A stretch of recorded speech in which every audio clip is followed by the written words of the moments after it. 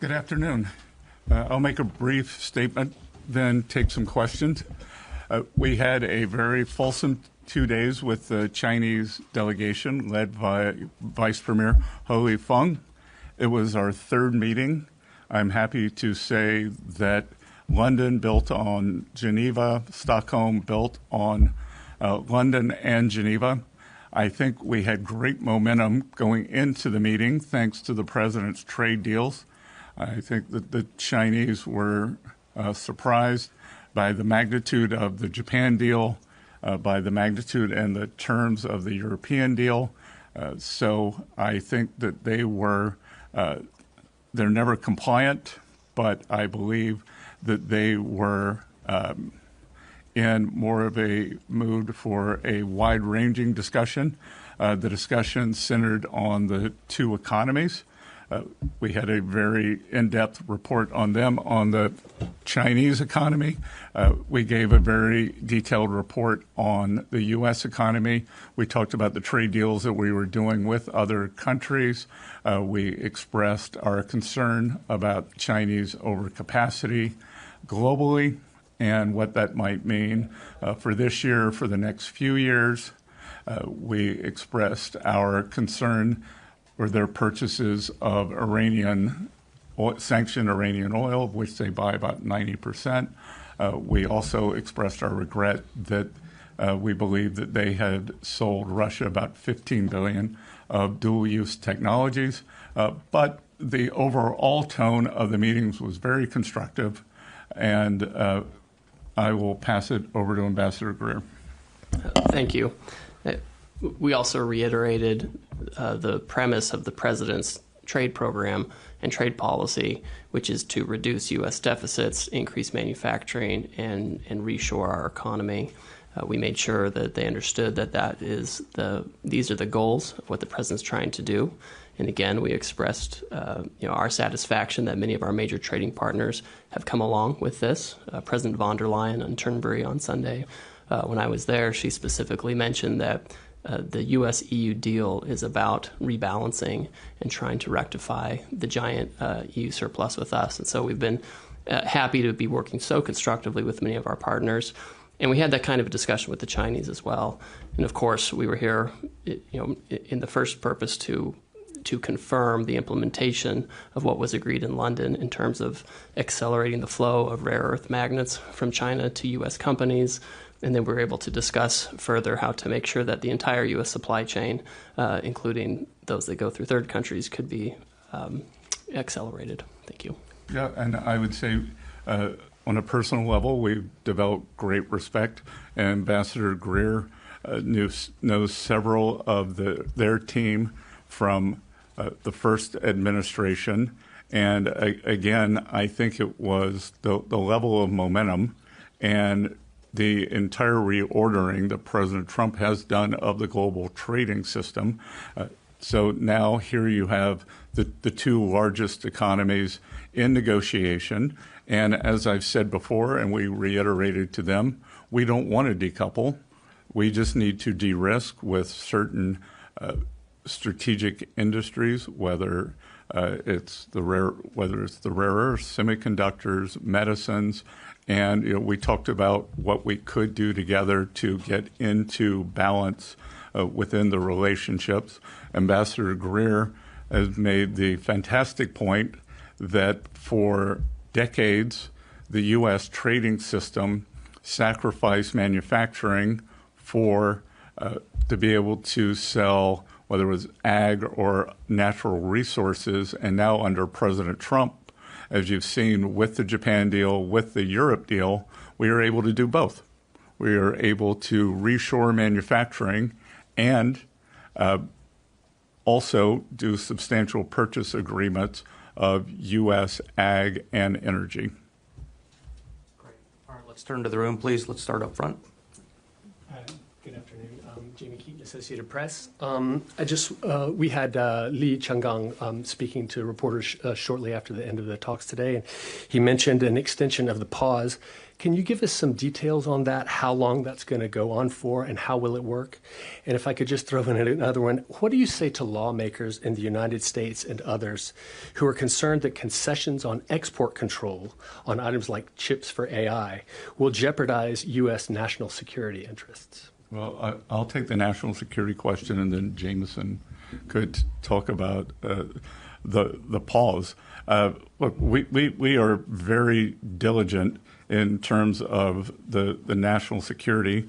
Things go through the interagency at the White House, whether it's Treasury, it's NSC, it's Commerce, it's DOD. So that there's nothing that's being exchanged for anything. I think you might be referring to the NVIDIA H20s, which are well down their technology chip stack. Great. And I would say, I should also say the only export controls we talked about today were Chinese export controls on rare earths. Just U.S. export controls were not something we discussed. With respect to a potential pause, we're going to head back to Washington, D.C., and we're going to talk to the president about whether that's something that he wants to do. It's certainly something that's been under discussion, and so we'll brief the president on the outcome of this, and we'll see if there are any. We have further technical discussions that are happening right now as we speak among the teams, and so the president can make a final call on whether that's something that he wants to do. Not on our side. Great. Next question, Jenny. Secretary Besson, you just said again Secretary Besson, you just said again that the biggest problem in the relationship is China's overcapacity and that you want them to move towards a new consumption-based economy.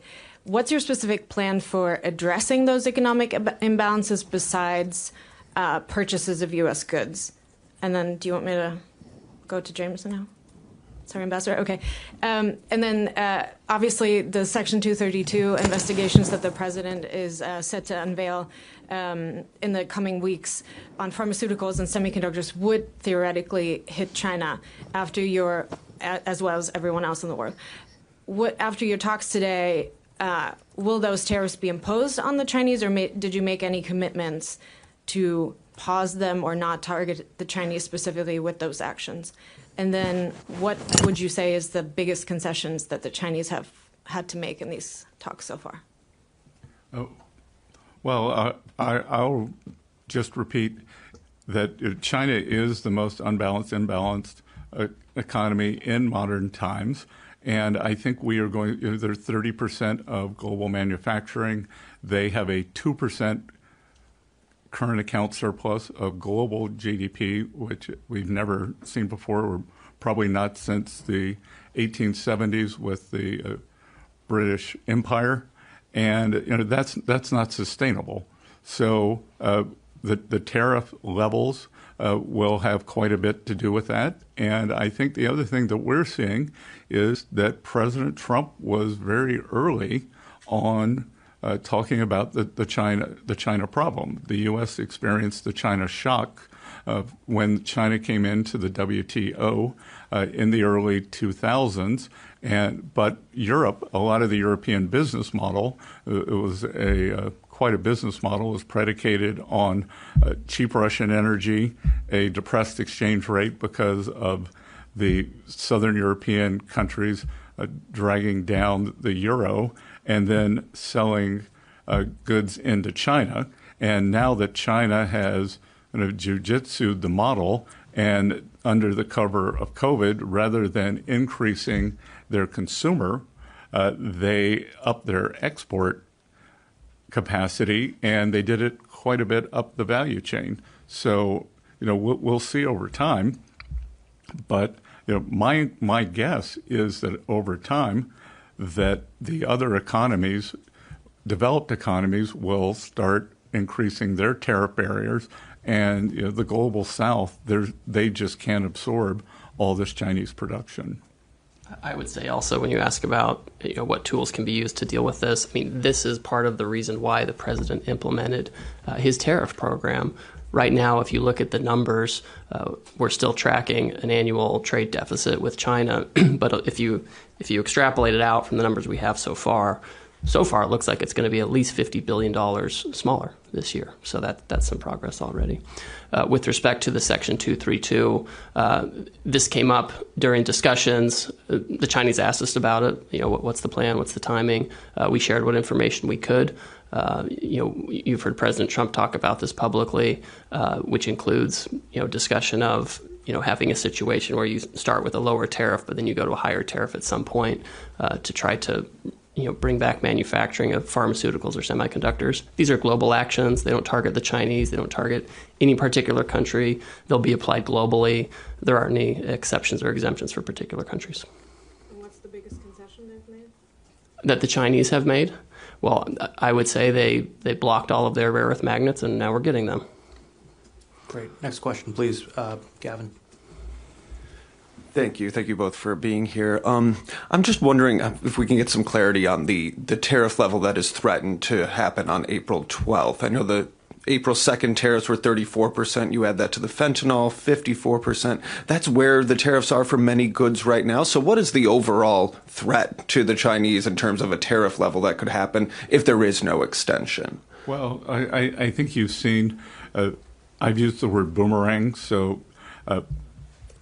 if we boomerang back to the April 2nd level, they would go to 34. I noticed, as the earlier question said, that the Chinese deputy minister did say that we had agreed on a pause. We have not. Nothing is agreed until we speak with President Trump. He's on Air Force One, I believe, doing a press conference right now, and we will be seeing him in the Oval tomorrow to go over the deal with him, and then he'll decide if the pause continues as is.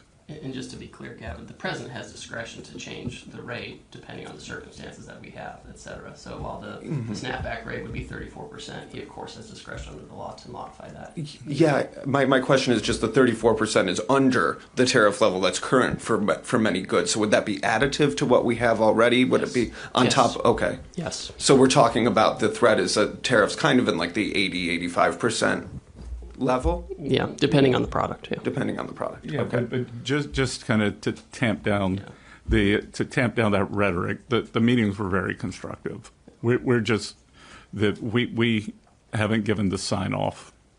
Gotcha. Great. Thank you. Next question, please. Yes. Melissa Eddy from the New York Times. Melissa Eddy from the New York Times. Can you tell us, please, did you discuss a potential summit between the Chinese and U.S. the Chinese president and President Trump? And can you give us any timeline on what you're thinking about in terms of that? No, the only thing we discussed was there was a recent phone call between the two leaders. On that call, President Xi invited President Trump to Beijing, but we didn't discuss that at all. What we discussed was implementing the desire of the two leaders for the trade team and the Treasury team to have trade negotiations with our Chinese counterparts. So our meetings were just to implement the will of the leaders, not to discuss if there would be a meeting. Can you just give a time? When was that call? Do you have it on hand? I think that was the June call, right? Yeah, was it It was June 4th or 5th. June 4th or 5th? Thank you. Great. Right behind. Hi, Clara from Jägerfeld, Channel 4 Sweden. You've also met with the Swedish government. What topics did you discuss? We discussed a wide range of topics. First of all, we want to thank the government for the fantastic venue here. Very, very good to be in Stockholm in July. And we discussed the EU deal with the U.S., of which the Prime Minister, the Finance Minister, were very supportive. The Finance Minister and I had met previously during World Bank and IMF Week in D.C. We discussed the importance of getting back to basics with the multilateral development banks. We discussed the Swedish economy and how things are going, how important trade is. Yeah, we also talked about the huge success in U.S.-EU relations over the past few weeks with the recent NATO summit, where all parties agreed to increase defense spending, and Sweden is a big part of that. And so we talked about Sweden's defense establishment. And then, of course, we also talked about the EU deal and how important that was for both sides to reach that. We also talked about U.S.-Sweden trade. We talked about automobiles made in Sweden. We talked about stainless steel. We talked about ag products like onions and carrots. We learned all about Swedish agricultural production, which is really interesting. So it was a very productive discussion, and we're grateful again for our Swedish hosts for helping us here. Yeah, just to follow up on that, when I have spoken to experts regarding the EU-US deal, some have said that it feels secure that there is a deal, but that you still can be a little bit unsure if it would change. What do you have to say to that? Oh no! Right now we have I have text from some of my European counterparts about making sure the details are correct and fully put on paper. So we feel very confident about it, and it's truly a solid path forward for our two countries. Thank you. Yep, and I think the other thing that we discussed that's very interesting is the unintended consequence of President Putin's invasion of Ukraine is bringing in Finland and Sweden into NATO. And we discussed the historic reputation of the Swedish military and how good it was to have them in NATO. Great. All right. Next question. We'll go one more behind. Sir. It's Hao from Phoenix TV, Hong Kong. I believe you discussed a range of topics with your China counterpart in these 2 days. But compared to Geneva and London, do you think is there any questions or issues are becoming tougher and toughest to negotiate? And as you mentioned that the U.S. is trying to convince China not to keep buying the oil, gas from Russia or Iran, will be the kind of new conditioner for the future round of the talk between U.S. and China. And also, I want to know, since U.S. government has pushed the tariff globally to say push the tariff to a very high peak since 1930, as some newspapers said. But so both of you, do you think it will be concerned by the U.S. people about the potential inflation pressure and also the local economy? Will it? Do you believe will it be more or less slow the economy for the U.S.? Well, there's a lot to unpack there. So I'll work backwards. I was a professor of economic history at Yale, and I can tell you it's my belief that as many people have a misunderstanding that the downturn in the 1930s was caused by an increase in tariffs. It wasn't. The stock market crashed in 1929. There was also a very large tax increase in the U.S. We just did the largest tax cut in history. The U.S. economy is starting to fire on all cylinders right now. We actually, in May, saw the biggest downturn in inflation in 4 years. So the U.S. economy is doing quite well. And I will tell you, rather than the talks getting more difficult, I actually think that they are getting more engaged as there was a in Geneva, very narrow issue with the magnets. In London, the talks went to a wider aperture. And here, we're able to discuss more and more things. This report that we gave each other on the economies, on the outlook. So I would say it's just the opposite. The purpose of meeting frequently is to have personal relationships, have understandings, and show respect and mutual cooperation. I think Jameson, Ambassador Greer, has been dealing with the Chinese much longer than I have. Yes, I have. No other comments, though. Okay, great. I'll take the next question. Let's come back up front. Dave Lauder, Reuters. Careful with the boom mic. Hi, thanks. Secretary, question about Russian oil. As you know, the president has threatened possible tariffs on countries that continue to buy Russian oil 100%. China is the largest purchaser of that commodity. What was your message to the Chinese about Russian oil? Did you tell them they're on notice, they need to start to pull back? Well, we described it's not just the president. What is making its way through the U.S. Senate, and hard to imagine anything could get 80 or 90 bipartisan votes in the U.S. Senate, is a bill that will give the president discretion to apply secondary tariffs on sanctioned Russian oil from, I believe it's from 0 to 500%. I believe he's used 100%. And we've heard from several of our European counterparts, NATO allies, even Canada, well, Canada is in NATO, that they will be following on that. So we would expect most of the Western alliance that has been supporting Ukraine to follow on that. So I think anyone who buys sanctioned Russian oil should be ready for this. What was their response to that warning? The Chinese take their sovereignty very seriously. We don't want to impede on their sovereignty, so they'd like to pay 100% tariff. But Great. We have time for just about one or two more. Ma'am. Hi, my name is Clara Matsdatter. I'm from Affärsvärlden. I'm just wondering, you've been described as a global macro veteran and you run a hedge fund. In this moment, where would you put your money if you were still running one? United States of America. Only? Sorry? Okay. Could you just give us some insight on your current macro view outside of the U.S. as well? Well, we're seeing the euro's appreciated quite a bit this year, and the currency theory would tell you that when you get a fiscal impulse, you see that, and we've seen a big fiscal impulse coming from Europe, especially from Germany. So, and we're also going to see quite a bit more spending. With China, we are seeing that they are in disinflation. They have a real estate problem. They have a very large current account surplus. As I said, it's about 2% of global GDP. And the Chinese currency is a very difficult currency. It's probably in 3 different equilibria. You have the currency is cheap. You have 1.4 billion people who want to get their money out of China but aren't allowed to.